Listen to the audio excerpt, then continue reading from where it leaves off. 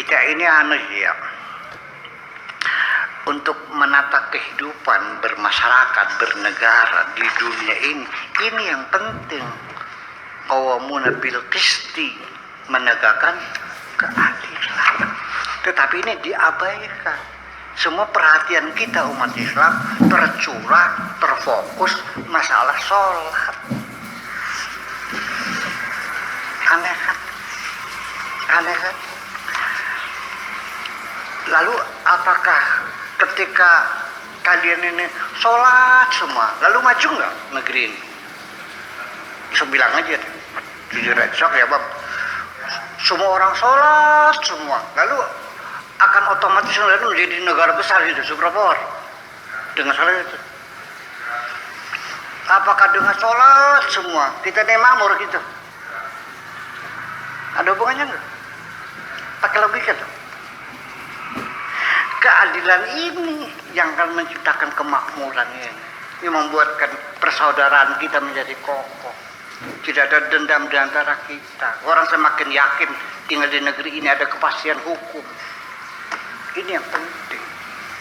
Kalau masalah urusan pribadi Anda dengan Tuhan Anda, yaitu karena khitab ad-dini, al-khitab ad-dini, pidato agama yang berkembang di masyarakat ini dari mimbar ke mimbar, itu tidak jauh masalahnya masalah sholat.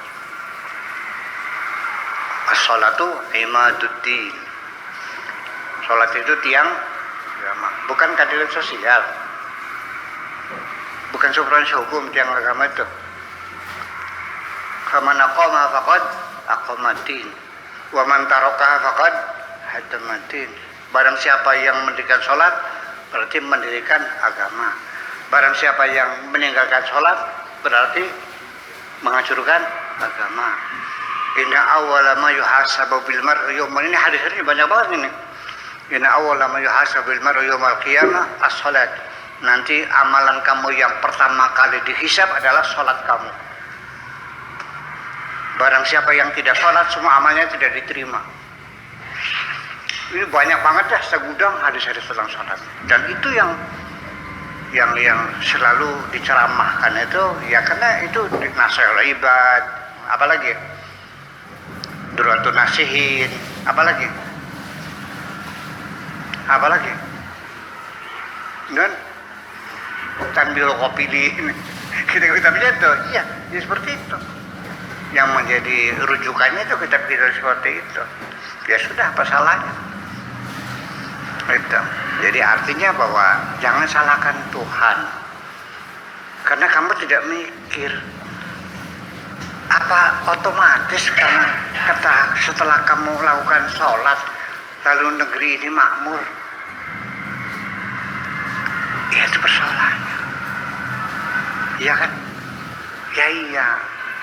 Apakah orang sholat itu lalu hebat? Ya hebat untuk dirinya pribadi memang iya. Saya bukan berarti menyepelekan sholat. Awas jangan salah paham lagi. Buya Syakur tidak mementingkan sholat. Sholat mah wajib, sudah titik selesai, itu mah udah mesti dibahas lagi. Sudah mafhum dan sudah kita sepakati bahwa sholat wajib, itu aja selesai kok. Iya. Nah, tetapi nanti berikutnya sampai kepada bagaimana cara sholatnya juga tidak bisa kita persepsikan dengan satu tradisi yang artinya tidak bisa kita paksakan seperti ini, karena sholat sendiri juga dalam pelaksananya seluruh dunia, dan saya pernah sholat di berbagai negara selama 20 tahun saya ke Eropa, ke Afrika, ke Asia, kemana. Sholat itu tidak ada yang sama kok. Nah, jadi yang jadi pertanyaan bagi saya, pertanyaannya adalah kenapa tidak sama? Sampai satu dengan yang lain saling menyalahkan. Anda kunut enggak?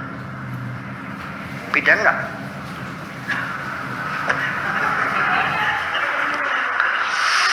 Anda usolin enggak? Bidan enggak? Setelah sholat zikiran beda enggak?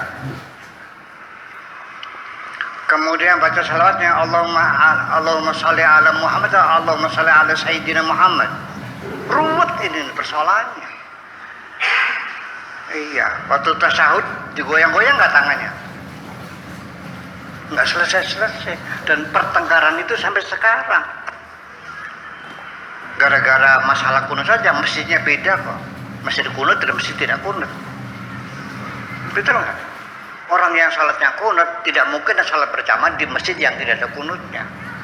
Jadi mereknya udah beda-beda masjidnya. Ada merek kunut, ada merek non kunut. Itu saja udah berbeda-beda. Baca basmalahnya boleh tuh nggak dalam Fatihah? Fatihah baca basmalah nggak? Ada yang melarang, ada yang mengharuskan. Kenapa sholat kita tidak sama? Itu aja pertanyaan. Jadi kalau iya memang sholat itu sangat penting, pasti ada penyeragaman. Betul nggak? Paskibra se-Indonesia ada yang beda nggak? Sama, maju jalan gerak sama. Terus tarik benar sama nggak? Hormatnya sama nggak? Semua seragam. Kok bisa? Kenapa sholat enggak? Itu persoalannya. Jadi jangan saya terakhir sekarang dan saya tidak tahu Nabi Muhammad itu sholat seperti apa. Memang iya Nabi mengatakan shallu kama ra'aitumuni usalli. Yang bisa kan mereka sahabat. Saya kan enggak. Saya kan dari tabi'in dari sahabatnya dari Nabi. Dan katanya sekarang udah berapa ribu katanya. Itu jadi persoalan. Jadi artinya saya tidak ingin mengatakan bahwa sholat tidak penting. Itu barang wajib, tetap wajib selesai.